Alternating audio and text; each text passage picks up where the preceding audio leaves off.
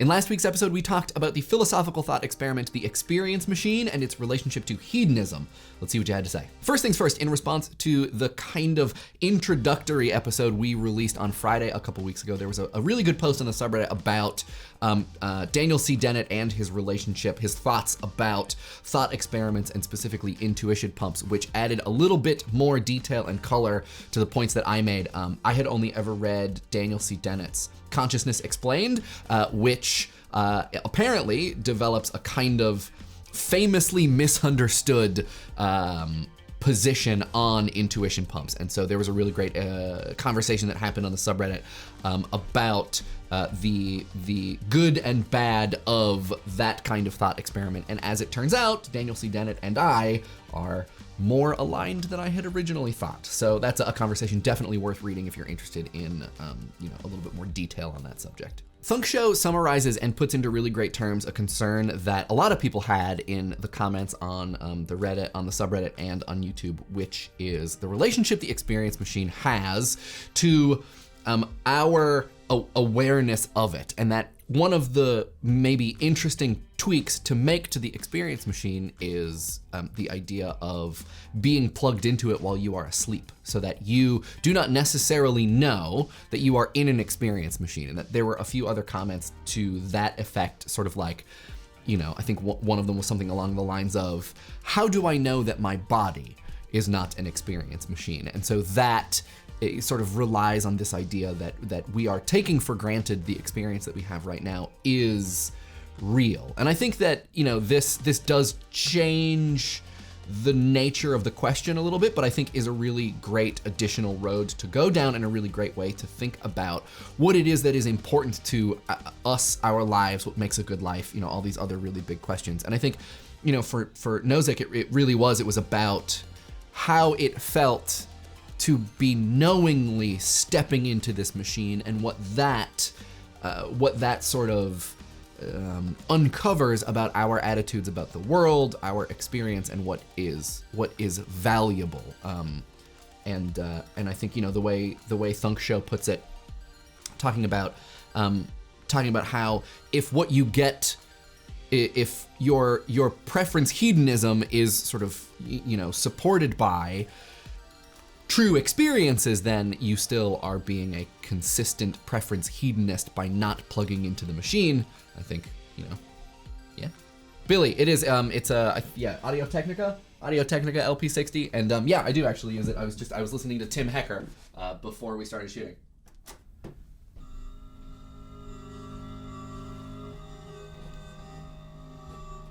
Now we're just gonna hang out and listen to records.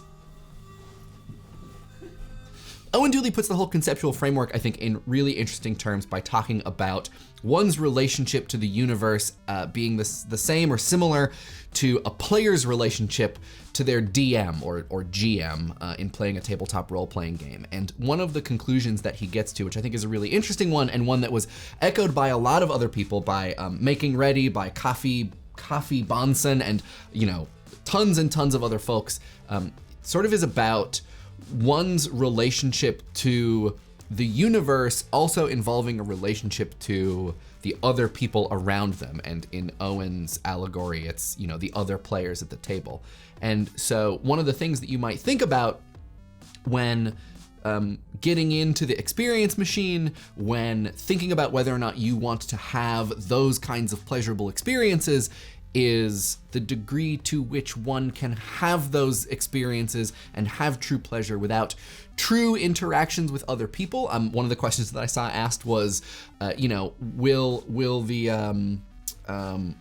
the experience machine be networked? That was Kaffeebohnson's question, because that is kind of a deciding factor. And I think this is a great and super interesting way to look at it. The flip side of this are points raised by Kev and Daniel, who say that if the machine is good enough, and if you happen to trust it, if you sort of take it at its promise, then it will be able to simulate perfectly having the experience of being around other people, and that it might not matter, that they're not real. That if the machine is able to accurately give the mental state of a lifetime of pleasure, of infinite hedonistic joy, you probably don't understand how convincing that is until you're doing it.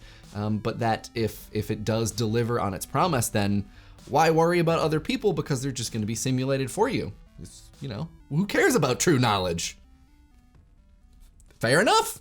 Sam Carter brings up the point that we can probably see a relationship between the experience machine and the internet as we know it, that for a lot of people, their most meaningful interactions happen on the internet, which is, a piece of technology, and that the real life aspect of the world is a thing that they have to endure in order to feel like themselves by using a piece of technology. And, I think that this is a really interesting way to look at the experience machine as a philosophical thought experiment. Is it dipping into the kind of digital dualism that we've decried a lot here on Idea Channel, this idea that the internet is in some way not real life, and therefore less true, less real, less meaningful?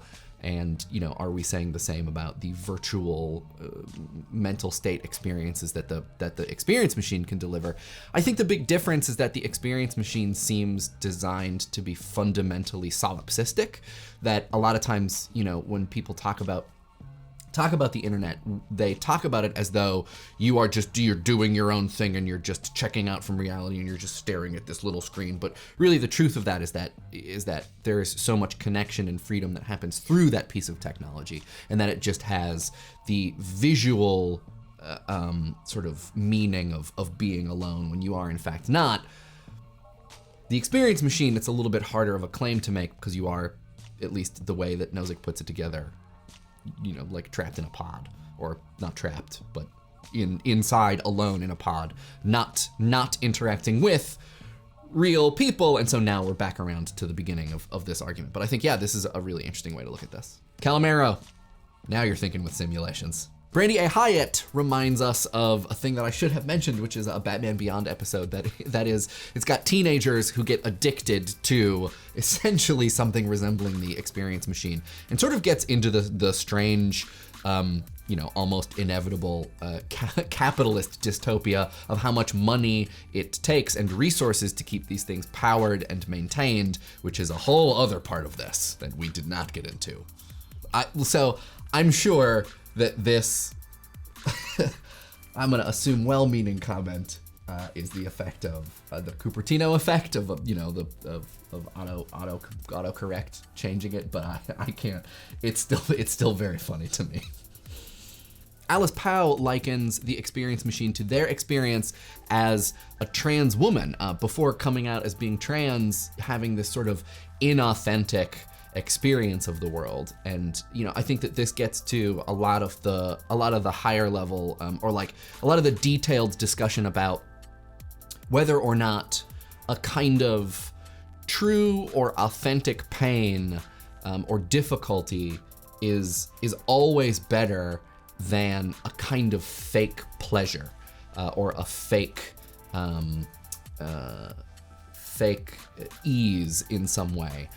And I think that this is something that the other philosopher we talked about, Leonard Sumner, really gets into with his ideas about welfare, and that, this idea that positive mental states are only one part of what makes a good life, and that really a lot of people will choose the truth, even if it's difficult, over what is fake but easy or pleasurable.